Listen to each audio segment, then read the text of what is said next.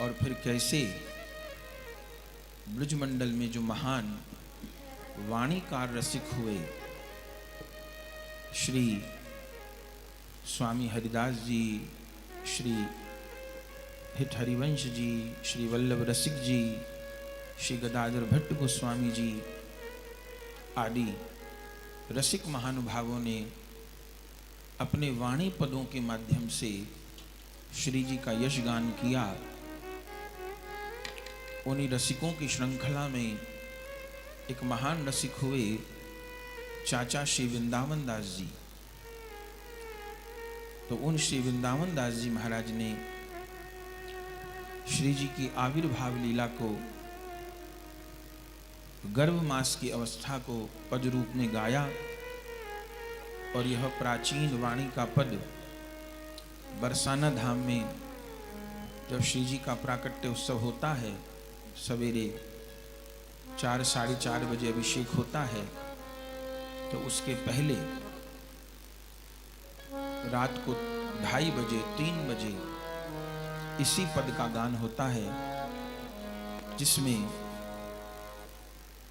श्री जी की गर्भ अवस्थाओं का दिव्य वर्णन किया गया है। तो उन्हीं पंक्तियों का गान करते हुए उनका अर्थ आस्वादन कल हम कर रहे थे। प्रथम मास जब लाग्यो हियो अनुराग्यो, भाग बढ़ जाग्यो अमंगल भाग्यो, अहो उग्यो है बिरवा प्रेम मुदित रानी भई। द्वितीय मास जब आयो कहो वचन सुहायो, सखिन सो जनायो परम सुख पायो, अहो गति मति तो भई और कहत नहीं आवही। तृतीय मास गोप रानी परम सुख सानी, कहत मृदुबानी लली उर आनी, अहो लक्षण देख अभूत परम हर्षित भई। चौथे मास मन फूल्यो भाग्य अनुकूल्यो, महारस झूल्यो सकल दुख भूल्यो, अहो गोप राज कुल वधू परम शोभित भई। यहाँ चौथे मास तक का वर्णन कल हमने श्रवण किया था। प्रिया जी को प्रकट होना है तो कीरति माँ को कैसी कैसी भावानुभूति हो रही है, इसका वर्णन इस प्राचीन पद में किया गया है। महाजनों की वाणी है। अब 5वें मास में कैसी अवस्था हो रही है, रसिक जन कह रहे हैं। 5वें मास जब आन्यो, 5वें मास जब आन्यो, देख कुटुंब सिहान्यो, देख कुटुंब सिहान्यो, नगर सब जान्यो, नगर सब जान्यो, मोद मन मान्यो, मोद मन मान्यो, अहो फूली सकल सवासिन, अहो फूली सकल सवासिन, अंचल ले आशीष दे, अंचल ले आशीष दे। बोले जब प्रथम मास आया था, प्रिया जी तत्व रूप में, तेज रूप में कीरति मैया में विराज रही, तब कीरति मैया का हृदय अनुराग से पूर्ण हो गया था। प्रथम मास जब लाग्यो ही अनुराग्यो, और जब दूसरा मास आया था तो द्वितीय मास जब आयो परम सुख पायो सखिन सो जनायो। द्वितीय मास में कीरति मैया ने अपने सखियों को कहा कि मेरे हृदय में एक अलौकिक आनंद अनुभव हो रहा है। तो इसका तात्पर्य कल हमने ग्रहण किया कि इस प्रेम की दूसरी अवस्था में साधक अपनी गुरु सखी को इस बात का निवेदन करता है और गुरुदेव के द्वारा उस साधक का विशेष रूप से पोषण होने लगता है। ऐसे समझिए कि जैसे एक कक्षा है, उस कक्षा में 50 विद्यार्थी हैं और अध्यापक पढ़ाता है। एक विद्यार्थी बिल्कुल नहीं पढ़ता, बिल्कुल नहीं पढ़ता। उसको कितना कहो, कितना समझाओ, पढ़ता नहीं, बहुत लटक झटक के पास होता है। तो अध्यापक उसकी ओर फिर कम ध्यान देता है कि इसको इतनी बार समझा दिया, इसको करना तो कुछ है ही नहीं, तो बस लटक झटक के पासिंग मार्क्स इसके आ जाएंगे, बस जैसे तैसे पास हो जाएगा। लेकिन उसी क्लास में एक बच्चा ऐसा है जो बहुत पढ़ने में तेज है, आगे से आगे निकल रहा है, हर विषय में एकदम अव्वल है, पूरे में से पूरे अंक आ रहे हैं, अपनी कक्षा की पढ़ाई तो पूरी कर रहा है और आगे की भी उसको जानने की बड़ी जिज्ञासाएं हैं। तो ऐसे विद्यार्थी पर जो अध्यापक है वो विशेष गौर देने लगता है और उस पर विशेष ध्यान देने लगता है, उसको बताने लगता है कि तुम ये पुस्तक भी पढ़ो, तुम ये वाली पुस्तक भी पढ़ो, बेटा तुम इस लाइन में जाओगे, तुम ये भी कर लो, तुम वो भी कर लो, उस पर विशेष ध्यान देने लगता है। ऐसे इस साधना जगत में भी है, जो साधक बिल्कुल साधना पे ध्यान ही नहीं देते, बस दीक्षित तो हो गए हैं लेकिन बिल्कुल उनका भजन के प्रति कोई रुझान ही नहीं है, बस जैसे तैसे रूखी सूखी माला हो रही है, बस केवल नियम निर्वाह के लिए भजन हो रहा है। तो जो गुरु परंपरा की करुणा है, ऐसा तो नहीं है कि उन पे कृपा नहीं होती है, होती है, पर जैसा रुझान होना चाहिए वैसा नहीं होता। उसका कारण वो साधक ही होता है, क्योंकि उस साधक की विशेष रुचि भजन में नहीं है, तो उसको कृपा की अनुभूति भी उसी अंश में होगी। फिर वही कहता रहे मेरे पे कृपा नहीं है, कृपा नहीं है। असली बात ये नहीं है कि उस पे कृपा नहीं है, असली बात यह है कि उसने बिल्कुल भी पात्रता अर्जित ही नहीं करी है, उसने अपने पात्र को बिल्कुल उल्टा रख दिया है। अब जब मैंने अपना बर्तन ही उल्टा रखा हुआ है तो कितनी वर्षा पड़ जाए मेरे पात्र में जल ही नहीं आएगा। मुझे वर्षा नहीं करनी, वर्षा तो हरि गुरु की कृपा से हो रही है, मुझे अपना पात्र ही सीधा करना है। पर मैं पात्र सीधा करने को तैयार नहीं हूं तो कैसे कृपा का पोषण होगा।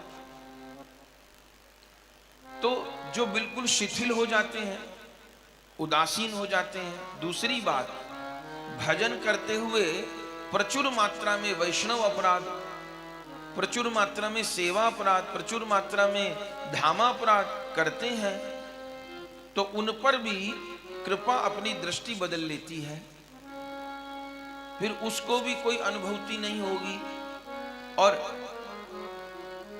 नाम चलता रहेगा तो कम से कम उन अपराधों का मार्जन तो होता रहेगा।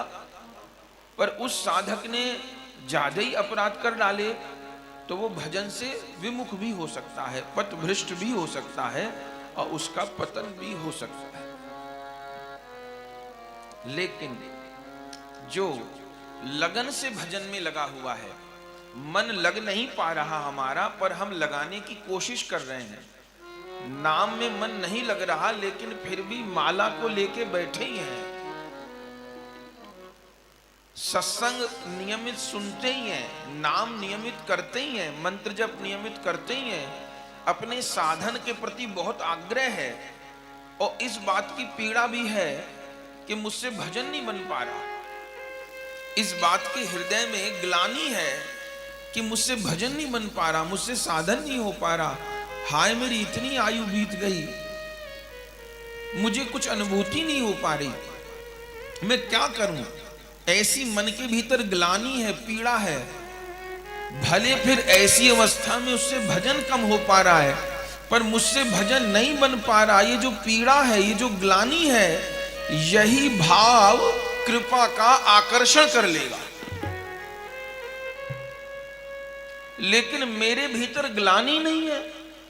यदि मेरे भीतर कोई पीड़ा ही नहीं है कि मुझसे भजन ही नहीं बन पा रहा, मेरे से साधन नहीं हो पा रहा, मेरा हृदय द्रवीभूत नहीं हो पा रहा, मेरे भीतर की कठोरता नहीं जा रही, मेरा दोष दर्शन नहीं जा रहा, मेरे से अपराध नहीं छूट रहे, ये अपराध करते हुए मुझे अपराध के प्रति ग्लानि भी नहीं हो रही है, तो कृपा का आकर्षण नहीं होगा। लेकिन जब मेरे भीतर ग्लानि हो रही है, मुझे बहुत पीड़ा रहती है इस बात की कि हाय मैं अपना समय नष्ट क्यों कर रहा हूं, ये सोने में इतना समय चला जाता है, मेरा ग्राम्य वार्ता में मेरा इतना समय चला जाता है, हाय ऐसा क्यों होता है, मेरी वृत्तियां दूषित क्यों होती हैं, मेरा मन कुसंग में क्यों जाता है। जब ऐसी पीड़ा मुझको होगी तो क्या होगा? तो गुरुदेव के हृदय में करुणा उत्पन्न होगी, तब श्री राधिका के हृदय में करुणा उत्पन्न होगी। और जब हरि गुरु के हृदय में करुणा उत्पन्न होगी तो क्या होगा?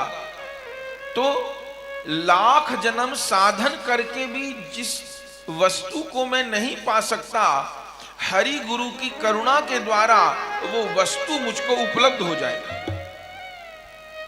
पर इसके लिए मेरे मन में ग्लानि होना, मेरे मन में विकलता होना कि हाय कृपा क्यों नहीं हो रही, हाय मुझे अनुभूति नहीं हो रही, हाय मुझ पर कृपा नहीं हो रही, ऐसी भावना सच्चाई में मेरे भीतर में ग्लानि होनी चाहिए, पीड़ा होनी चाहिए।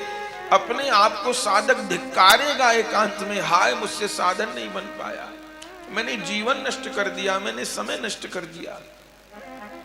तो ये पीड़ा कृपा का आकर्षण कर देगी। और यदि ये पीड़ा नहीं है हृदय के भीतर, तो फिर उसी प्रकार साधन एकदम नीरस होके चलता रहेगा।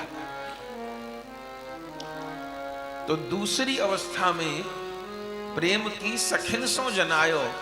कल हमने सुना कि सखी कौन है? गुरुदेव ही वो सखी है जिनकी कृपा करुणा साधक को प्राप्त हो रही है। फिर जब तृतीय मास आया कीरति मैया को, तो तृतीय मास गो पुरानी परम सुखसानी कहत मृदुबानी ललीउर आनी, और अहो लक्षण देख अभूत। पहले कहा अहो गतिमति तो भई और कहत नहीं आवई।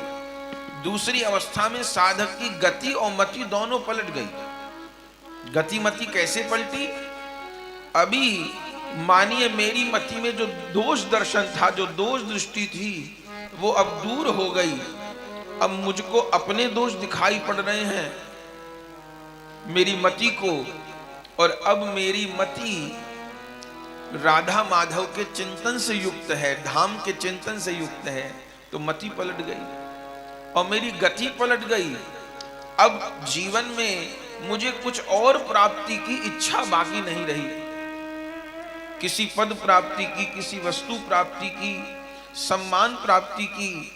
अब केवल मुझे श्री राधा गोविंद देव का साक्षात्कार हो जाए, मुझे गौरांग देव का साक्षात्कार हो जाए किसी प्रकार, बस यही लालसा बाकी है। और जीवन की गति भी इसी ओर है कि मुझे राधा गोविंद का साक्षात्कार हो जाए। तो गति मति तो भई और कहत नहीं आवे। और तृतीय मास में बोले लक्षण देख अभूत परम हर्षित भई। जो गुरुदेव है, गुरु सखी हैं, वो प्रेम की तीसरी अवस्था में उस साधक के लक्षणों को देख करके, जैसे एक घर में नई नवेली बहू आती है तो उसके लक्षणों से पता चल जाता है वो कैसी है। उसका बोलना, उसका उठना, उसका बैठना, उसका बड़ों को प्रणाम करना, ये सब बात एक नई नवेली बहू के जो लक्षण हैं उसका चरित्र भी बता देते हैं और उसकी आगे कैसी स्थिति होगी बता देते हैं। तो ऐसे साधक के लक्षण कैसे हैं, उसका उठना, उसका बैठना, उसका बोलना, उसका सोना, उसका भोजन, उसकी चेष्टाएं, उसकी विचार, ये सब लक्षण गुरुदेव भगवान देखते हैं। वे प्रकट लीला में है तो भी और वे अप्रकट लीला में है तो भी वे देखते हैं इन लक्षणों को। तो जब तीसरा मास आया तो आचार्य कह रहे हैं लक्षण देख अभूतपूर्व लक्षण प्रकट हो गए। लक्षण देख अभूत परम हर्षित भई, सखियां हर्षित हो गईं, कितने अच्छे लक्षण प्रकट हो रहे हैं। और जब चौथा महीना आया तो चौथे मास मन फूल्यो भाग्य अनुकूल्यो,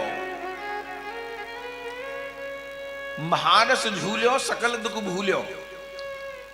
जब चौथा मास आया तो भाग्य अनुकूल्यो, अनुकूल्यो माने चौथी अवस्था में चारों ओर से अनुकूलता प्राप्त होने लग गई। भजन करते में अपने को जो विघ्न आ रहा है वो दो कारणों से है। एक तो मेरा प्रारब्ध बहुत खराब था, यदि पाप कर्म वाला प्रारब्ध था तो वो प्रारब्ध बार बार बाधा मुझको भजन में देगा। सत्संग में आने लग गए, कोई बात हो गई, कोई मेहमान आ गया, कोई बात हो गई, नहीं जा पाए सत्संग में। नाम जप करने बैठे, कोई और झंझट आके खड़ा हो गया। सेवा करने बैठे, कोई और झंझट आके खड़ा हो गया। तो ये प्रारब्ध जनित है। जो रूप गोस्वामी जी अनर्थ बताते हैं उसमें एक दुष्कृति जात अनर्थ है, एक सुकृति जात अनर्थ है, एक भक्ति जात अनर्थ है। तो दुष्कृति जात अनर्थ कि मेरे जो पाप हैं पूर्व के वो मुझे भजन में बाधा दे रहे हैं। सुकृति जात अनर्थ मेरे पुण्य बाधा दे रहे हैं। हम भजन करने बैठे और कोई महाराज जी कहकर के हमारे पास आ गया और कहने लगा महाराज जी मेरा व्यापार नहीं चल रहा, कुछ बता दो, मेरे संतान नहीं हो रही, कुछ बता दो, मेरा शरीर ठीक नहीं है, कुछ बता दो। अब वो सेवा करता है, वो भोज भंडारा करवाता है, वो सहयोग करता है, यदि उसकी बात न सुने तो वो भी ठीक नहीं है, या कोई लोकाचार है, तो अब वो पुण्य बाधा देने लग गया। अब भजन छोड़ करके उसकी सांसारिक कामना कैसे पूर्ति हो ये सोचने लग गए, तो मन उधर चला गया। तो ये हो गया किसी पुण्य ने बाधा दे दी आकर के, या शरीर में अनुकूलता बहुत हो गई। पहले कमरे में केवल पंखा लगा हुआ था तो भजन हो जाता था, अब कमरे में एसी लग गया तो 2 घंटा नींद और बढ़ गई, अब उठने का मन ही नहीं करता। तो ये सुकृति जात अनर्थ हो गया। पहले एकदम हल्का फुल्का भोजन करते थे, अब बहुत गरिष्ठ भोजन करते हैं तो नींद बढ़ गई उससे, तो कथा में स्फूर्ति नहीं रहती, सेवा में स्फूर्ति नहीं रहती, नाम जप में स्फूर्ति नहीं रहती। ये हो गए सुकृति जात अनर्थ। तो दुष्कृति जात अनर्थ, सुकृति जात अनर्थ और भक्ति जात अनर्थ। तो ये अनर्थ मुझको भजन में जो प्रतिकूलता दे रहे थे, चौथी अवस्था में चौथे मास मन फूल्यो भाग्य अनुकूल्यो, भाग्य अनुकूल हो गया, प्रतिकूलताएं दूर हो गईं और सकल दुख भूल्यो। अब ना जगत का कोई दुख स्मृति में रहा और ना कोई देह का दुख मेरी स्मृति में रहा। किसी ने कहा वहां इतना नुकसान हो गया, अच्छा भैया हो गया तो हो गया, छोड़ो, मेरे तो जीवन का ही नुकसान हो रहा है, अब पैसे का नुकसान हो गया तो हो गया, मैं क्या करूं। किसी ने कहा उस व्यक्ति ने आपकी निंदा कर दी, वो आपको ऐसी बुरी बात बोल रहा था कि महाराज बहुत बुरे हैं। अरे भैया उसने तो कम कहा, मैं तो बहुत बुरा हूं, उसने तो मेरी थोड़ी निंदा करी है, असलियत में तो मैं बहुत निंदनीय हूं, ऐसा भाव आएगा। उसने मेरी निंदा कर दी, मेरा भजन चौपट हो गया, मैं उसी का अब द्वेष में चिंतन करने लग गया। अरे मैं तो इतना बड़ा महाराज, मेरी निंदा कैसे कर दी, मेरी प्रशंसा करनी चाहिए थी।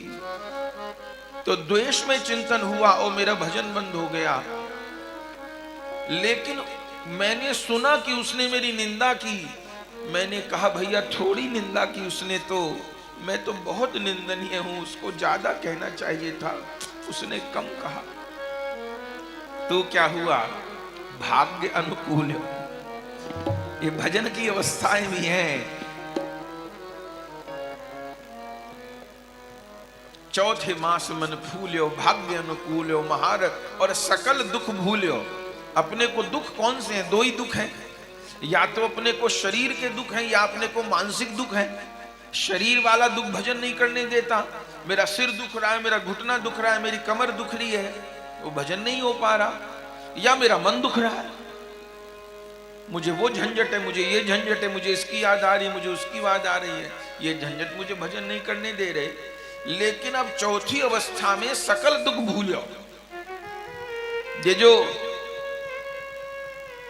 रूप गोस्वामी जी जो स्तर बताए हैं, श्रद्धा साधु संग भजन क्रिया अनर्थ निवृत्ति, इसी क्रम से गर्भ मास की अवस्था का भी वर्णन किया गया है। और अब जब 5वां महीना आ गया गर्भ अवस्था का, तो क्या कह रहे हैं? बोले 5वां मास जब आन्यो, देखे कुटुंब सिहान्यो, और नगर सब जान्यो, मोद मन मान, और भूली सकल सवासिन, अंचल ले आशीष दे।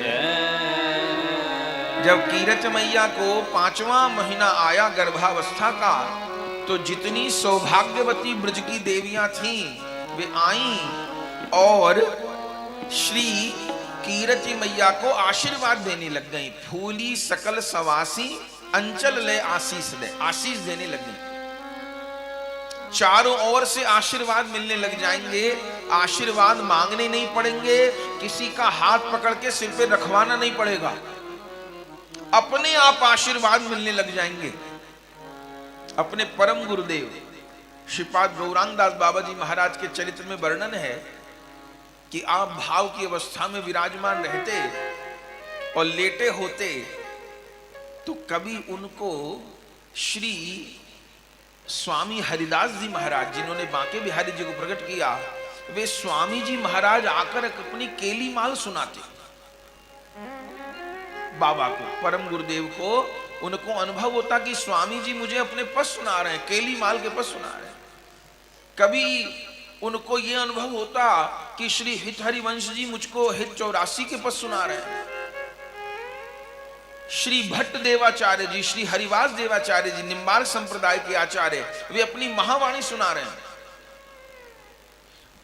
बाबा यमुना जी जाते प्रतिदिन और यमुना जी से आते तो 1000 पदों की आवृत्ति कर लेते। ये परम गुरुदेव के चरित्र में लिखा हुआ है। वे यमुना जी जाते और यमुना जी स्नान करके लौटते, इतनी देर में 1000 जो रसिकों के पद हैं, आचार्यों के पद हैं, उनकी आवृत्ति कर लेते। बाबा को सारी वाणियां कंठस्थ थी, पूरी हित 84 कंठस्थ थी, केली माल कंठस्थ थी, भगवत रसिक जी की वाणी कंठस्थ थी, निम्बार्क संप्रदाय की महावाणी कंठस्थ थी, आदि वाणी कंठस्थ थी, सब वाणियां उनको कंठस्थ थी। जैसे अपने आचार्यों के संस्कृत ग्रंथों के श्लोक उनको कंठस्थ थे, उसी प्रकार उनको रसिक आचार्यों की वाणियां भी कंठस्थ थी। जैसे प्रवाह में वो श्लोक गान करते थे, उसी प्रवाह में वो वाणी का गान भी करते थे। और भाव में विभोर, सब समय भाव में। तो सब आचार्य लोग कृपा करने लग जाएंगे। ये भ्रम नहीं कि यदि हम गौड़ीय संप्रदाय में आश्रित हैं तो निम्बार्क संप्रदाय के आचार्य हम पर कृपा नहीं करेंगे, ये बिल्कुल गलत भ्रम है। सब कृपा करुणा करने लग जाएंगे, सब आचार्य कृपा, क्योंकि तत्वतः सब आचार्य एक हैं। सब आचार्य नित्यानंद प्रभु के स्वरूप हैं। जितने आचार्य हैं वे सब एक हैं, सब कृपा करेंगे। कौन सी अवस्था में? बोले फूली सकल सवासिन, फूली सकल सवासिन, अंचल ले आशीष दे, अंचल ले आशीष दे। पांचवा महीना भी बीत गया। अब कौन सा महीना आ गया? बोले छठ ये मास छवि बाड़ी, छठ ये मास छवि बाड़ी, अंग अंग आड़ी, अंग अंग आड़ी, कंचू की भई गाड़ी, कंचू की भई गाड़ी, भवन मदी ठाड़ी, भवन मदी ठाड़ी। अहो आलस कछुक जनायो, अहो आलस कछुक जनायो, धरत पग डगमगे, धरत पग डगमगे, धरत पग डगमगे। धरत पग डगमगे। छठये मास छवि बाड़ी, अंग अंग आड़ी, कंचुकी भई गाड़ी, भवन मदी ठाड़ी। छठे मास में क्या अवस्था हुई? लीला परक अर्थ यह है कि मां का शरीर बढ़ने लग गया। बालक की गर्भावस्था आएगी तो माता का शरीर बढ़ेगा, तो मां कीरति मां के वस्त्र छोटे पड़ने लग गए, तो उनके वस्त्रों को बड़ा किया जाने लग गया। कंचुकी भई गाड़ी, भवन मदी ठाड़ी, और आलस कछुक जनायो, धरत पग डगमगे। मैया की देह में आलस आ रहा है। अर्थ क्या है? लीला परक अर्थ तो आप समझ रहे हैं। भक्ति परक अर्थ, सिद्धांत परक अर्थ क्या है कि छठये मास छवि बाड़ी, कंचुकी भई गाड़ी। आचार्य कह रहे हैं कंचुकी कहां पहनी जाती है? हृदय पर। माता बहनें हृदय भाग पर कंचुकी पहनती हैं, तो वो कंचुकी छोटी पड़ने लगी, उस कंचुकी को बड़ा किया गया। अर्थ क्या है? इस छठी अवस्था में हृदय बड़ा होने लग जाए। वैष्णव का घर बड़ा हो कि नहीं हो, व्यापार बड़ा हो कि नहीं हो, उसका हृदय तो बड़ा होना चाहिए। हृदय बड़ा होना किसको कहेंगे? हृदय बड़ा होना उसको कहेंगे जब किसी का भी अपराध ग्रहण करने की प्रवृत्ति खत्म हो जाए। किसी ने कितना भी बुरा आचरण हमारे प्रति कर दिया, हमको महसूस ही नहीं हो रहा। कोई बात नहीं, कोई बात नहीं, कोई बात नहीं, कोई बात नहीं, कुछ हुआ ही नहीं, कोई बात नहीं, क्या हो गया, कोई हुआ, कुछ हुआ ही नहीं। और मेरे द्वारा किसी के प्रति अपराध न होने पावे, पर मेरे प्रति कोई कैसा भी व्यवहार करे, मेरा इतना हृदय बड़ा हो गया कि अब मुझे किसी की कोई बात ही बुरी नहीं लगती। कोई बात नहीं, कोई बात नहीं, कोई बात नहीं। ये है छठये मास छवि बाड़ी। हम लोग बढ़ने का अर्थ क्या सोचते हैं कि हमारा कद समाज में बढ़ गया।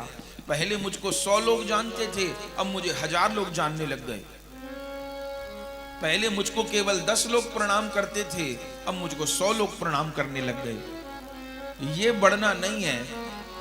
अब किसी का भी अपराध हृदय में नहीं रखते, कोई भी बात गांठ बांध के हृदय में नहीं रखते। हृदय में विशालता आ गई। बोले बड़ा हृदय क्यों चाहिए? बोले प्रिया प्रियतम अकेले आके हृदय में नहीं बैठेंगे। अभी श्री जी का प्राकट्य कौन तारीख को है? 11 को, अष्टमी को। और कल कौन का प्रागट्य है जानते हैं? कल ललिता जी का प्रागट्य है। सप्तमी को भी मानते हैं, पर ऊंचा गांव में तो छठी मानी जाती है, ललिता छठ। कल बलराम जी का भी आविर्भाव है, उनका भी कल स्मरण होगा। साधु सेवा का भी मनोरथ है कल। तो राधा रानी आएंगी अष्टमी को, और ललिता जी आ जाएंगी एक दिन पहले, छठ को आ जाएंगी। राधा अष्टमी को भी एक और सखी प्रकट होंगी, विशाखा जी। फिर आप ग्रंथों में क्रम देखिएगा, 8 सखियां इसी महीने में आ जाएंगी। कुश्री जी से पहले, कुश्री जी के बाद क्रम से सब आएंगी। तो राधा रानी अकेले प्रकट नहीं होती हैं, अष्ट सखियों के संग प्रकट होती हैं। कभी विशाखा जी प्रकट होंगी, कहीं तुंग विद्या प्रकट होंगी, चंपकलता प्रकट होंगी, सुदेवी प्रकट होंगी, रंग देवी प्रकट होंगी। अच्छा, हृदय यदि छोटा होगा तो प्रिया प्रीतम अकेले तो रहेंगे नहीं।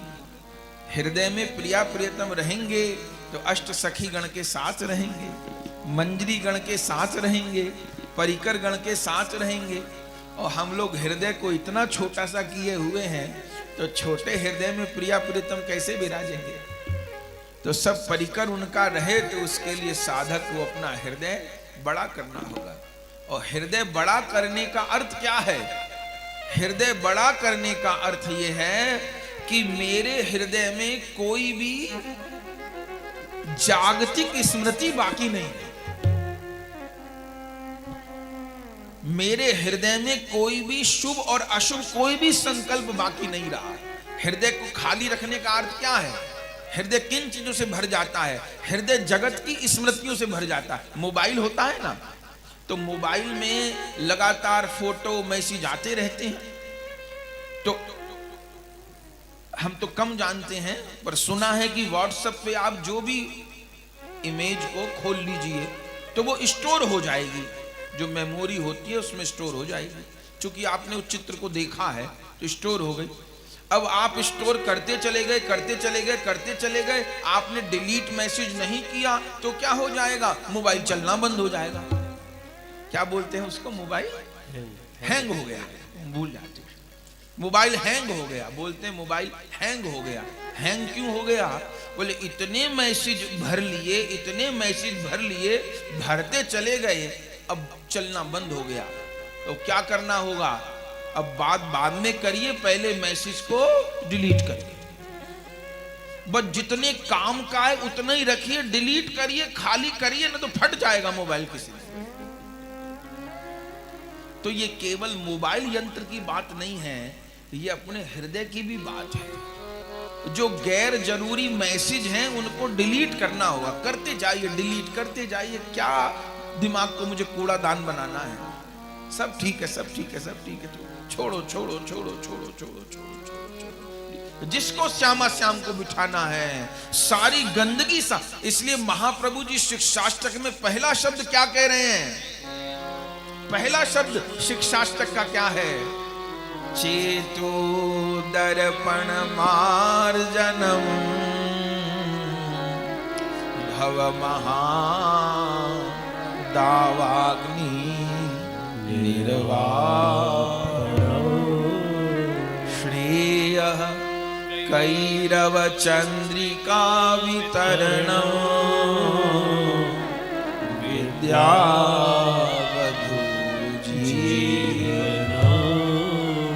आनंदाम्बुदिवर्धनम्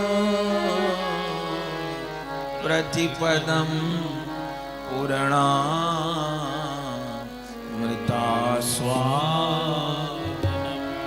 सर्वात्मसंपन्नं परं विजयते श्री कृष्ण संकीर्तनम्। चित्त रूपी दर्पण का मार्जन, चेतो दर्पण मार्जन। तो छठये मास छवि बाड़ी, अंग अंग आड़ी, कंचुकी भई गाड़ी, और आलस कछुक जनायो धरत पग डगमगे। इस प्रेम की छठी अवस्था में साधक को अनुभूति होती है और उसको प्रेम की खुमारी चढ़ी रहती है। लीला का आवेश चित्त में बना रहता है, प्रेम का आवेश चित्त में बना रहता है, नाम का आवेश चित्त में। हल्का सा उद्दीपन, बाहर से हल्का सा उद्दीपन उसको एकदम आवेशित कर देगा। नाम, थोड़ी कोई लीला श्रवण करके, थोड़ा कोई ग्रंथ, अरे धाम का दर्शन करके, चित्रपट का दर्शन करके। बाबा जी महाराज के चरित्र में वर्णन है, नामाचार्य श्रीपाद रामदास बाबा जी महाराज के चरित्र में वर्णन है कि बाबा जी महाराज सवेरे आश्रम में जितने भी चित्र लगे हैं पाटवाड़ी में, उन सब चित्रों को प्रणाम करते थे। माने सब ठाकुर को तो प्रणाम करते ही थे, आश्रम में जितने चित्र लगे हैं उनको प्रणाम करते थे। तो उनके चरित्र में लिखा है, चरित्र माधुरी में, कि बाबा जब प्रणाम करने निकलते तो उनको कम से कम 1 घंटा सब जगह प्रणाम करने में लगता था। तो उस पूरे 1 घंटे में बाबा जी महाराज को अश्रु कंप पुलक होता रहता। पूरे 1 घंटा अश्रु कंप पुलक, और एकदम कांपते कांपते कांपते एक एक को भगवत स्वरूप को प्रणाम कर रहे, आचार्यों को प्रणाम कर रहे, सबको प्रणाम, अश्रु कंप पुलक निरंतर बना रहता था। ये है आलस कछुक जनायो, धरत पग डगमगे। आहा। और फिर 7वां महीना आया। 7वां महीना आया तो क्या हुआ?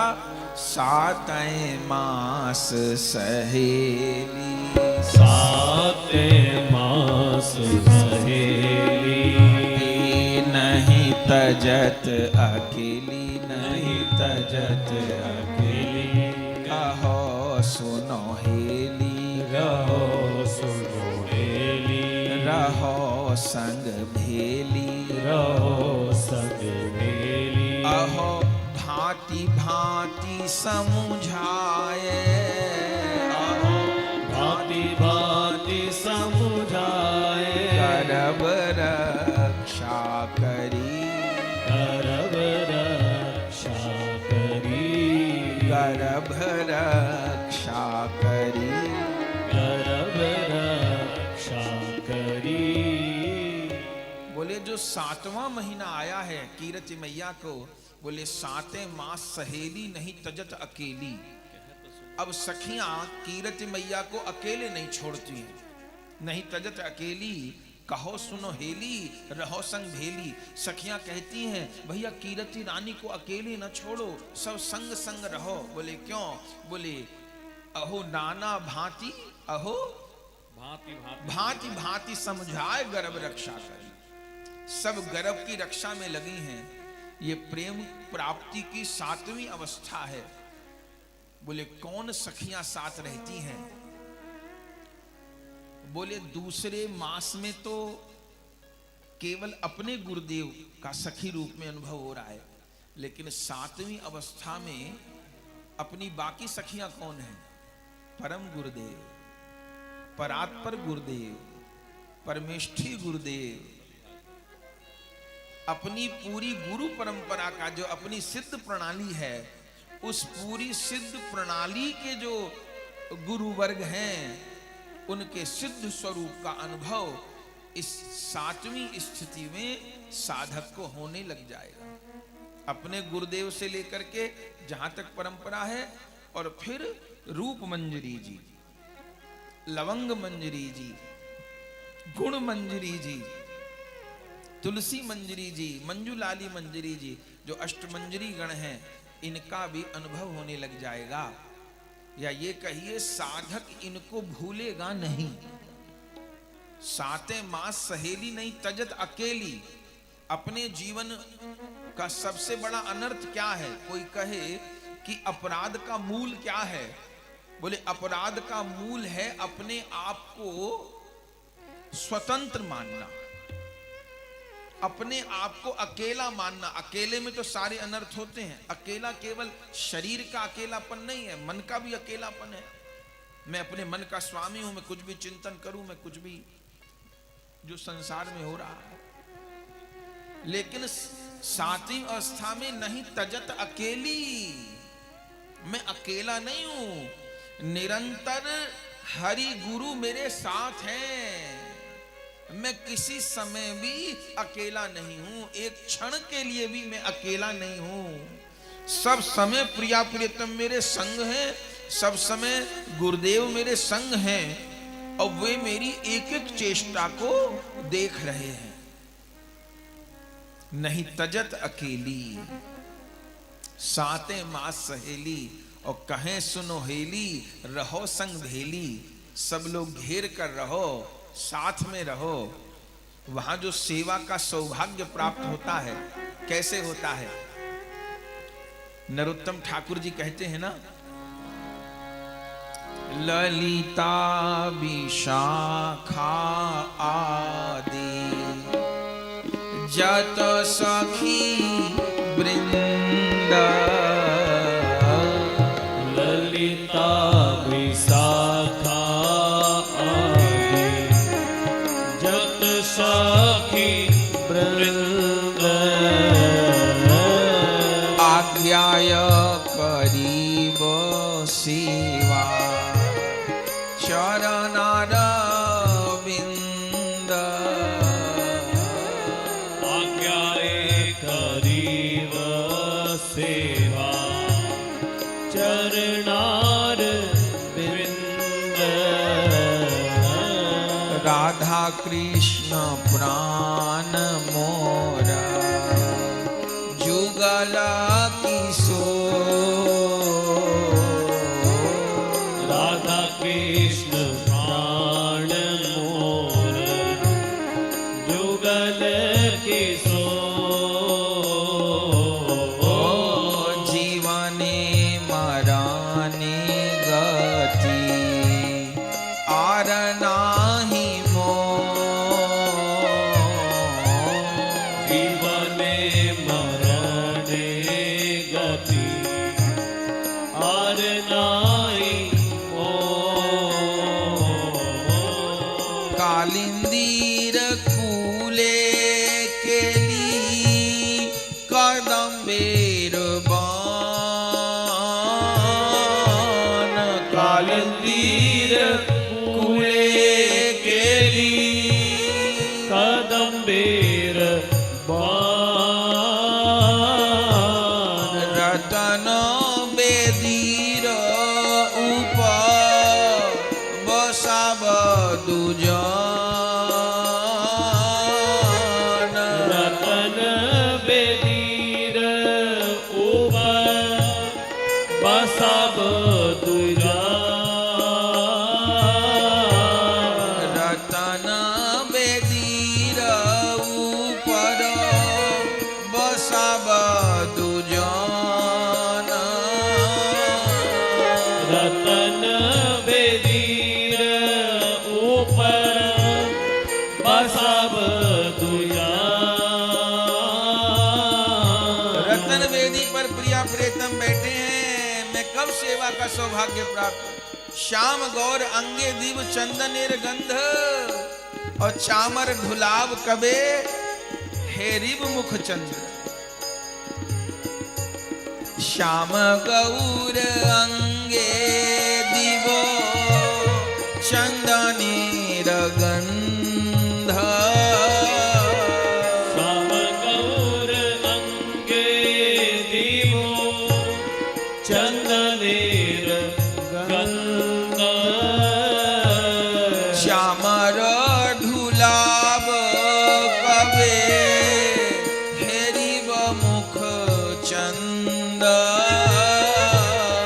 श्यामर ढुलाव हवे कबे हेरिब मुख चंद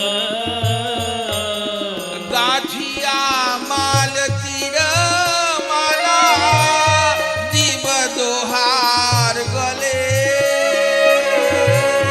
काटिया मार तीर माला दिवो तोहार गले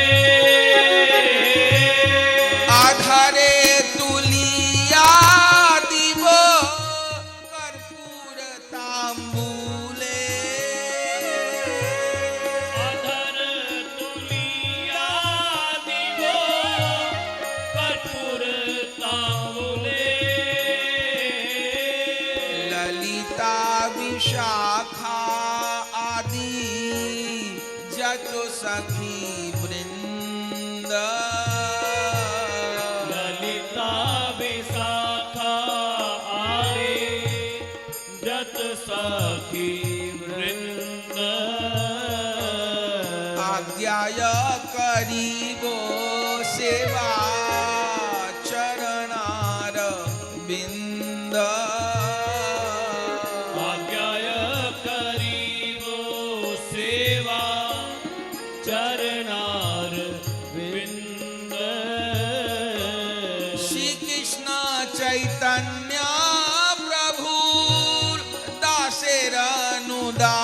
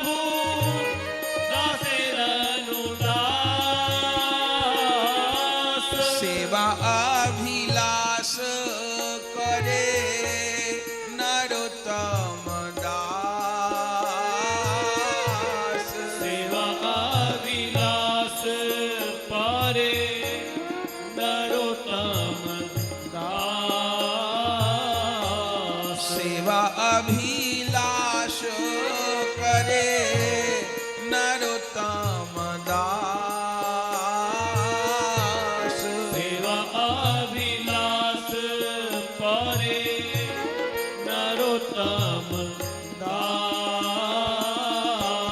राधा कृष्ण प्राण मोरा जुगला किशोर। राधा कृष्ण प्राण मोर जुगल किशोर। राधा कृष्ण प्राण मोरा जुगल किशोर। प्राण मोर जुगल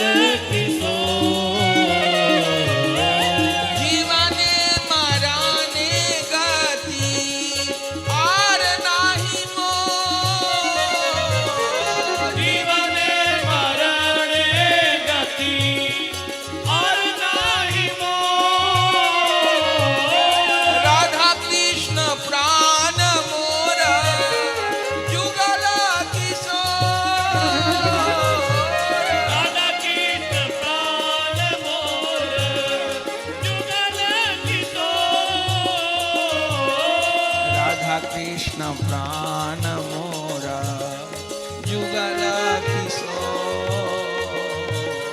राधा कृष्ण प्राण मोर जुगल किशोर। जीवने मरणे गति आर नाही मोर। जीवने मरणे गति आर नाही सेवा स्वतंत्र नहीं है। ललिता विशाखा आदि जत सखी वृंद आज्ञाय करीब सेवा चरण आरविंद। श्री ललिता जी, श्री विशाखा जी, श्री रूप मंजरी जी की आज्ञा से मैं सेवा सुख को प्राप्त करूंगी। श्री गुरु सखी की आज्ञा से मैं सेवा को प्राप्त करूंगी। तो 7वें मास में भांति भांति समझाए गर्भ रक्षा करी। समझने की बात क्या है कि कृपा को पाना कठिन नहीं है, कृपा को पचा पाना कठिन है। कृपा मिल तो जाती है लेकिन कृपा पचती नहीं है, और जब कृपा पचती नहीं है तो कृपा बचती नहीं है। जैसे कोई भोजन खूब करे लेकिन उसका पेट खराब हो, उसको दीर्घ शंका के लिए जाना पड़े, तो उसने भोजन किया, उसको दीर्घ शंका जाना पड़ा, उसको दस्त हो गए। तो वो बार बार भोजन तो कर रहा है लेकिन कोई इन्फेक्शन है, उसको बार बार निमित्त होने जाना पड़ता है, तो वो भोजन उसको लाभ नहीं करेगा, और बल्कि उसको बार बार निमित्त होने यदि जाना पड़ रहा है तो और जो शरीर के पोषक तत्व हैं वे भी शरीर से बाहर चले जाएंगे, तो अपच न हो जाए। और कोई भले थोड़ा भोजन करता है लेकिन वो उसको पच जाता है तो वो पुष्ट होगा, उसके शरीर में ओज तेज बढ़ेगा। ऐसे इस भजन मार्ग में भी पाचन तंत्र का दुरुस्त होना जरूरी है। बोले पाचन तंत्र को बिगाड़ता कौन है इस भजन मार्ग में? बोले अहंकार। अहंकार ही कृपा को पचने नहीं देता। जैसे मन में मैं आती है सोई कृपा चली जाती है। तो भांति भांति समझाए गर्भ रक्षा करी। और फिर क्या हुआ? फिर 8वां महीना आ गया।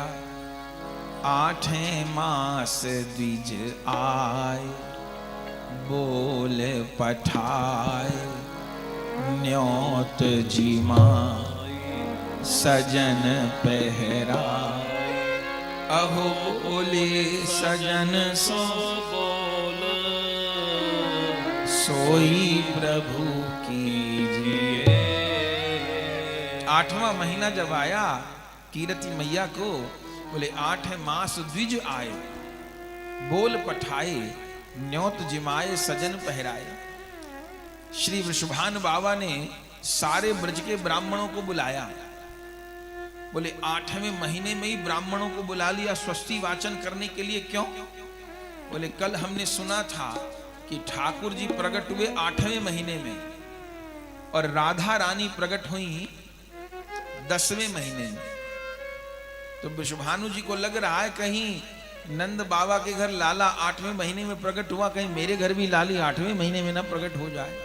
तो उन्होंने 8वें महीने में पूरी तैयारी कर ली। ये तैयारी क्या है? रूप गोस्वामी जी कहते हैं, श्रद्धा, साधु संग, भजन क्रिया, अनर्थवृत्ति, निष्ठा, रुचि, आसक्ति, भाव और प्रेम। प्रेम है 9वां स्तर और भाव है 8वां स्तर। भाव और प्रेम में क्या अंतर है? ये जो 8वें स्तर का भाव है, इस 8वें स्तर पे ही लीला दर्शन होने लग जाता है। महापुरुष को इस 8वें भाव वाले स्तर पर लीला दर्शन होने लग जाता है। और प्रेम वाले स्तर पे तो लीला दर्शन होता ही है, पर प्रेम में और भाव में क्या अंतर है? बोले भाव वाली दशा में लीला दर्शन होता है, रुकता है, होता है, रुकता है, होता है, रुकता है। जब रुकता है तो वो प्रेमी तड़पता है, रोता है, व्याकुल होता है। जब होता है दर्शन करता है। लेकिन प्रेम वाली अवस्था, जो 9वीं अवस्था और 8वीं अवस्था में क्या अंतर है? रूप गोस्वामी जी कहते हैं कि प्रेम वाली अवस्था में फिर अहिर्निश दर्शन होता है, अहिर्निश दर्शन होता है। और जब वह महापुरुष, वह साधक, वह प्रेमी 9वीं अवस्था में पहुंच जाएगा तो क्या होगा? तो उसका शरीर ज्यादा दिन नहीं रहेगा।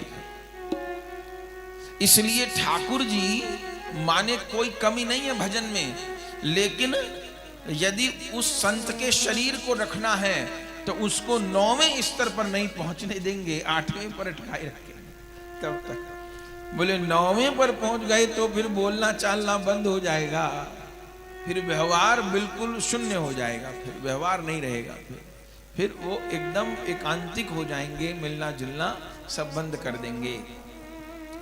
और फिर ज्यादा दिन शरीर भी नहीं रहेगा, क्योंकि इस पंच भौतिक देह के द्वारा एक सीमा तक ही प्रेम को सहन किया जा सकता है। एक सीमा के बाद नहीं सहा जा सकता तो फिर ये देह नहीं रहेगी। तो 8वें स्तर पर सोचा कि श्री जी प्रकट हो जाएंगी। क्यों सोचा? किसी ने कहा थोड़ी था उनको कि 8वें महीने में राधा रानी प्रकट, राधा रानी 10वें महीने में प्रकट हुई, पर 8वें महीने में लगने लगा, ऐसे कुछ लक्षण हुए कि प्रकट हो जाएंगी। वो 8वें स्तर पे लगता है कि प्रवेश हो जाएगा, पर प्रवेश होता नहीं है। हाँ, दर्शन होगा। और ये जो प्रेमी के लिए 8वें स्तर की जो अवस्था है, ये सबसे ज्यादा उन्मादकारी होती है उस प्रेमी के लिए। फिर न नींद सुहावे, न भूख सुहावे, फिर कुछ नहीं सुहावे। फिर सब समय नाम रूप लीला और धाम, इसी की अनुरक्ति बनी रहेगी। लीला दर्शन होगा, रुकेगा, होगा, रुकेगा, होगा, रुकेगा। और जैसे भाव से प्रेम वाली दशा में पहुंचेंगे, 9वें स्तर पर पहुंचेंगे, तो क्या होगा? तब फिर दर्शन होना बंद ही नहीं होगा, फिर अहिर्निश होगा। और इस अवस्था में, इस प्रेम वाली दशा में फिर कभी भी देह छूट जाएगी। और वह साधक, वह प्रेमी अपने अंतःचिंतित देह में, अपनी सिद्ध देह में स्थित होकर के प्रिया जी की चरण सेवा प्राप्त कर लेगा। तो 8वें महीने में 8वें स्तर पे अनुभव होने लग गया कि अब श्री जी प्रकट होंगी, पर हुई नहीं। बुला लिया सबको। 8 मास निज आए, बोल पठाए, न्योत जिमाए, सजन पहराए। और क्या बोले? अहो बोले सजन सो बोल सोई प्रभु की जी। अब बस देर नहीं है। लेकिन 8वां महीना भी निकल गया, तैयारी होती रह गई। जैसे हम लोग रोज तैयारी कर लेते थे, आज तो पूरी आशा है श्री जी प्रकट होंगी। हम रोज टॉफी खिलौना लेके बैठ जाए। पहले दिन जब हम आए, पूज्य पंडित बाबा जी महाराज को हमने प्रणाम किया और उनको निवेदन किया कि महाराज जी आज श्री जी की जन्म लीला गाएंगे। बोले बच्चे जो गाइए, आप कोई छूट है, आपको जैसे बोलना है बोलिए, जिस दिन जो उत्सव मनाना है मनाइए, हमको बता दीजिए क्या करना है। तो महाराज जी उस दिन भी फूल रखवा दिए, टॉफी रखवा दी, श्री जी प्रकट ही नहीं हुई। फिर कल के दिन हम लोग टॉफी खिलौना लेके बैठे कि श्री जी प्रकट होंगे तो लुटाएंगे, कल भी नहीं प्रकट हुए। अब आज आशा है कि प्रकट हो जाएंगे। तो ऐसे वृषभान बाबा तैयारी, हम लोग तो बाहरी तैयारी किए कि अब देह में है तो देह वाली तैयारी कर सकते हैं, और जो प्रेमी है वो आंतरिक तैयारी करता है। बोले फूल लेके बैठे हैं कि श्री जी के प्राकट्य का प्रसंग आएगा तो फूल बरसाएंगे। अच्छा ये फूल क्या है? इसका नाम है सुमन। ये सुंदर मन ही सुमन है। प्रिया जी प्रकट होंगी तो क्या बरसाएंगे? सुमन बरसाएंगे। सुमन क्या है? ये भी सुमन है पर सुंदर मन ही सुमन है। तो प्रिया जी प्रकट होंगी तो वो सुंदर मन ही प्रिया जी के चरणों में भेंट करेंगे, ये भावना है। तो बाह्य तैयारी भी है और भीतरी तैयारी भी है। तो 8वां महीना भी निकल गया, फिर 9वां महीना आ गया। 9वें महीने में तो पूरी आशा थी, प्रेम वाले स्तर पे तो पूरी आशा थी। जब 9वां महीना आया तो क्या हुआ?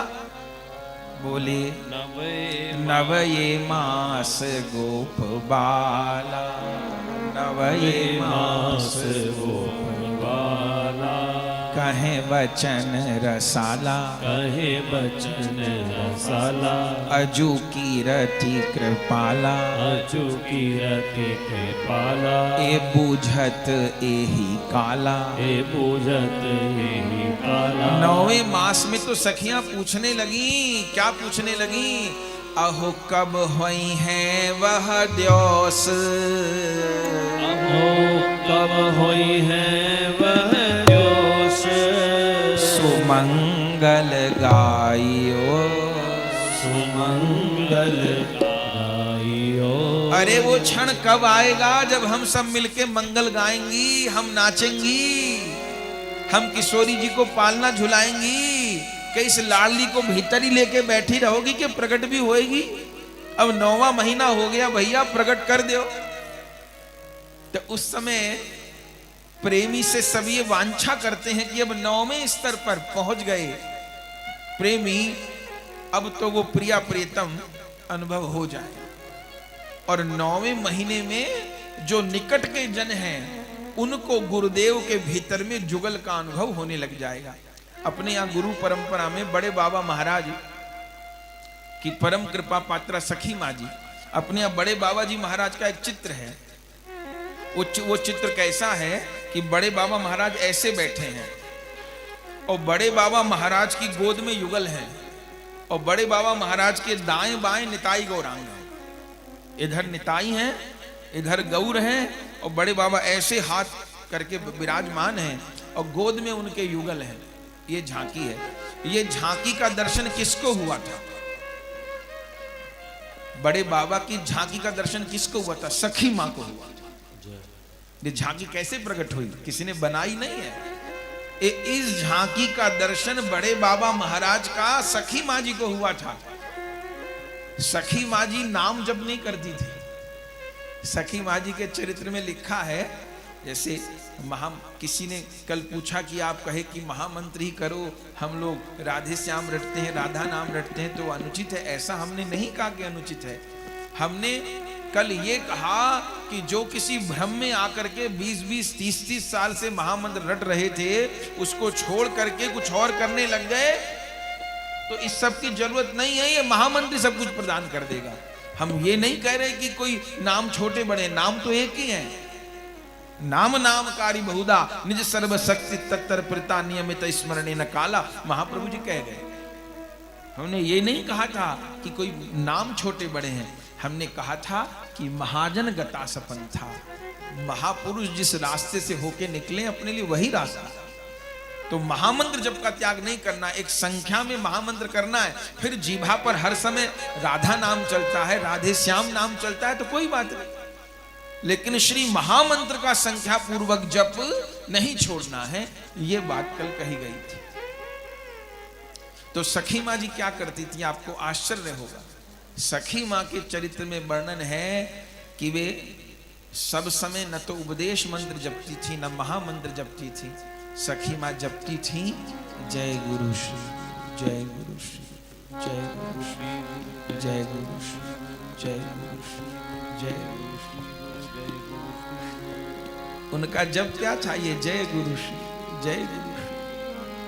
और ये जय गुरु श्री गुरु जपते जपते, और उनको सेवा बड़े बाबा महाराज क्या दिए, सखी माँ के चरित्र में हम लोग सुनते हैं, सेवा बड़े बाबा महाराज उनको क्या दिए, दो सेवा दी, ठाकुर सेवा और वैष्णव सेवा, दो सेवा दिए, ठाकुर सेवा वैष्णव सेवा। उनको भजन करने का, आन्निक करने का अवसर नहीं मिलता था, क्योंकि सवेरे से रात तो सेवा में ही हो गई। अभी भी झांझ पीठा मठ में वो पुरानी रसोई है, अपने पूज्य पंडित बाबा जी जो यहाँ के श्री महंत हैं, यहाँ से पहले आप झांझ पीठा मठ के ही श्री महंत थे, वहीं आप सेवा करते थे, फिर बाद में आप यहाँ पधारे। पहले पूज्य पंडित बाबा जी झांझ पीठा मठ में सेवा किए हैं, खूब दिन सेवा किए हैं। तो झांझ पीठा मठ में वो कच्ची रसोई है, क्योंकि जितनी चरित सुधा में लीला लिखी है सखी माँ बड़े बाबा की, वो झांझ पीठा मठी की। तो झांझ पीठा मठ में सखी माँ जी को क्या आज्ञा है, रसोई बनाओ वैष्णव से। और वो पूरा दिन कभी 100 लोग की रसोई कर रही, कभी 150 लोग की रसोई कर रही, कभी 200 लोग की रसोई कर रही। अब कितना श्रम रसोई में, बड़े बड़े कढ़ा को उठा के यहां से यहां रख रही, वहां से वहां। उनके वस्त्र पसीने में भीगे रहते। आज के जैसी रसोई तो नहीं थी ना, कोई गैस सिलेंडर थोड़ो था, कच्ची रसोई है, मट्टी का चूल्हा है, लकड़ी लगानी है, धुआं उठ रहा है, पूरा सखी माँ जी का शरीर धुआं में भरा हुआ है। पर धन्य है, ये रसोई बनाने की आज्ञा मुझको गुरु महाराज दिए हैं, तो केवल माला करे से ठाकुर मिलेंगे ऐसी बात नहीं, और रसोई करे से भी ठाकुर मिलेंगे, वो चूल्हा चेताई से भी ठाकुर मिलेंगे, वो चूल्हा में लकड़ी डालने से भी ठाकुर, ऐसा नहीं कि माला ही करे से मिलेंगे। गुरुदेव भगवान रसोई की आज्ञा, वैष्णव सेवा की आज्ञा किए हैं, ठाकुर सेवा की आज्ञा किया, उस पूरा दिन सेवा में लगी हैं। और जब क्या रही हैं, जय गुरु श्री, जय गुरु श्री, जय गुरु श्री, जय गुरु श्री। और रसोई भी कैसे करनी, सिर पे कपड़ा बांध लेती, क्योंकि बाल ना गिर जाए, बड़े केश थे आपके, सिर पर कपड़ा और मुंह पर कपड़ा, पूरा वस्त्र ऐसे खोल के पूरा वस्त्र मुख पर बांधे रखना, और पूरा सिर पे वस्त्र बांधे रखना, कि बोलते में छींक, बोलते में अशुद्ध भोग ना हो जाए, सिर का केश ना गिर जाए। सोचिए आप, इतनी गर्मी, और सिर भी बांधे रखना, पूरा मुख भी बांधे रखना, और निरंतर नाम जप। और परिणाम क्या हुआ, परिणाम ये हुआ कि कोटि कोटि साधन करके जो वस्तु प्राप्त नहीं हो सकती, वो सखी माँ जी को रसोई करते करते प्राप्त हो। बड़े बाबा महाराज तखत पर बैठे हैं, और सखी माँ को क्या दर्शन हो रहा है, बड़े बाबा महाराज तखत पर बैठे हैं, और सखी माँ को क्या दर्शन हो रहा है कि उनकी गोद में जुगल सरकार खेल रहे हैं। बड़े बाबा महाराज के इधर नित्यानंद प्रभु खड़े हैं, इधर महाप्रभु खड़े हैं। कोई सखी माँ जी को कहता था कि आप कभी वृंदावन नहीं गई। सखी माँ जी के चरित्र में यह भी नहीं लिखा कि वो कभी वृंदावन आई, वे कभी राधा कुंड आई। अरे वे कब राधा कुंड आई, वे कब वृंदावन आई, खबर नहीं। उनके लिए नवद्वीप धाम में राधा कुंड प्रकट हो गया, उनके लिए नवद्वीप धाम में वृंदावन धाम प्रकट हो गया, उनके लिए झांझ पीठा में राधा कुंड प्रकट हो गया, उनके लिए झांझ पीठा में वृंदावन प्रकट हो गए। जय गुरु श्री गुरु, जय गुरु श्री गुरु, जय गुरु श्री गुरु, जय गुरु। क्या अनुभव होता था, ये सखी माँ को दर्शन हुआ, बड़े बाबा की महाराज की गोद में जुगल किशोर, और इधर नित्यानंद, इधर गौरांग। कोई उनको कहता कि माँ वृंदावन जाओगी, तो बड़े बाबा जी महाराज की तरफ इशारा करके कहते, मेरे वृंदावन तो यही है। बरसाना जाओगी, मेरे बरसाना तो यही है। राधा कुंड जाओगी, मेरे तो राधा कुंड यही है। बोले वृंदावन की परिक्रमा नहीं की, बोले गुरु महाराज की परिक्रमा हो जाती है, रोज 84 कोस की परिक्रमा हो। गुरु महाराज की परिक्रमा कर लेते, मुझे लगता है रोज 84 कोस की परिक्रमा में कर लेते। ऐसी बात, ऐसी निष्ठा जब साधक की उदय हो जाती है, तब उसके हृदय में प्रेम का प्रकाश हो जाता है, लीला का प्रकाश हो जाता है। तो सखी माँ जी को यह दर्शन हुआ, गोद में जुगल किशोर क्रीड़ा कर रहे हैं, निताई गौरांग देव क्रीड़ा कर रहे हैं। क्योंकि बड़े बाबा महाराज प्रेम की अवस्था में विराजमान है, तो सखी माँ जी को ये प्रेम की अवस्था में निरंतर बड़े बाबा विराजमान रहे। यही कारण है कि केवल 52 वर्ष की आयु में आप देह का त्याग कर दिए। 52 वर्ष की आयु क्या होती है, और एकदम स्वस्थ। बड़े बाबा कोई बीमार थे क्या, वो तो रघुनाथ दास गोस्वामी जी का मूत्र रोग ले लिए बड़े बाबा संकल्प करके, पर बड़े बाबा महाराज की आयु कितनी है जब लीला में प्रवेश किए? केवल 52 वर्ष की आयु है, और एकदम स्वस्थ बड़े बाबा महाराज, इतना बलिष्ठ शरीर कि 100 लोगों के बराबर अकेले काम कर ले, लेकिन केवल 52 वर्ष की आयु में आप देह त्याग कर दिए, लीला में प्रविष्ट हो गए। क्यों?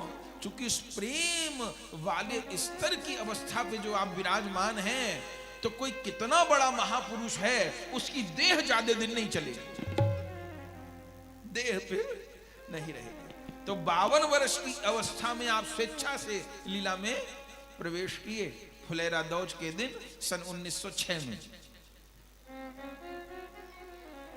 लेकिन सबके लिए अप्रकट हुए गुरुदेव, सखी मां के लिए अप्रकट नहीं हुए, उनके लिए नित्य प्रकट हैं, नित्य प्रकट है। तो 9वें मास में सखियां पूछने लगी, बूझत ही काला, अहो कब हुई हैं वह जो सुमंगल गाइए, अब वो दिन कब आएगा जब मंगल गाया जाएगा। बदतबी करते करते 9वां महीना बीत गया, अब 10वां महीना आ गया, और 10वां महीना माने प्रेम वाले स्तर को लांग करके दसधा भक्ति में जैसे ही प्रेमी का प्रवेश हुआ, तो अब प्रिया जी का प्रागट्य हो रहा है।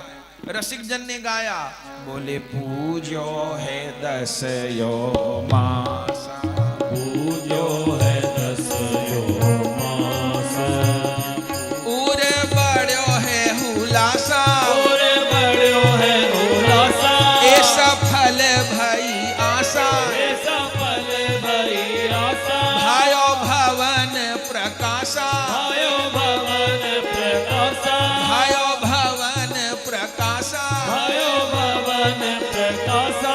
बोले प्रिया जी को प्रकट होना था, तो उसी समय भवन में प्रकाश हो गया।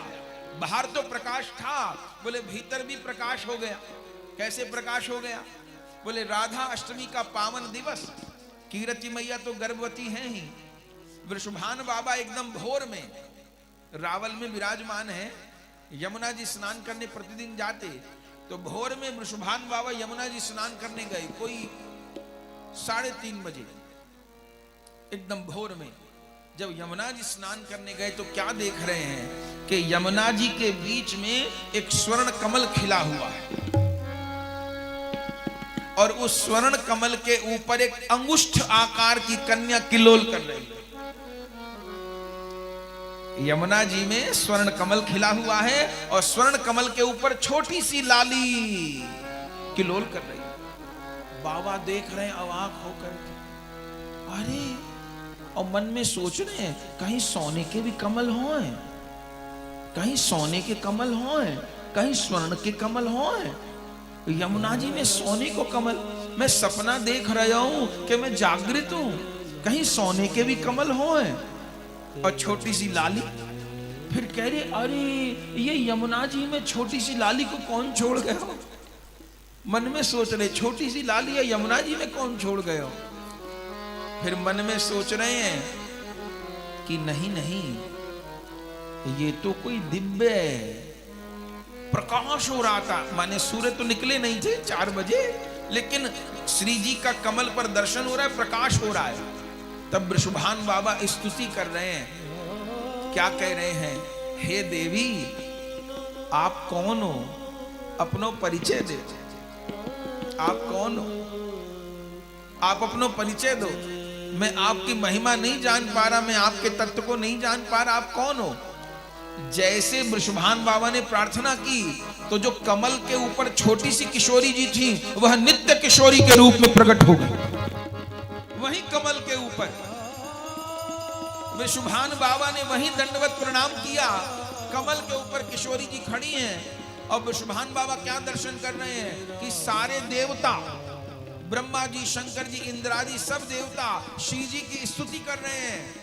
मुनिंद वृंद बंदिते त्रिलोक शोक हारिणी, मुनिंद्र वृंद वंदिते त्रिलोक शोक हारिणी, वजेंद्र भानु नंदनी, वजेंद्र सोनु संगति, कला करिष्यसि कृपा कटाक्ष भाजनम, अखे महेश्वरी क्रियेश्वरी स्वरेश्वरी सुरेश्वरी त्रिवेद भारतीश्वरी प्रमाण शासनेश्वरी रमेश्वरी क्षमेश्वरी प्रमोद काननेश्वरी ब्रजेश्वरी ब्रजाधिपे श्री राधिके नमोस्तुते।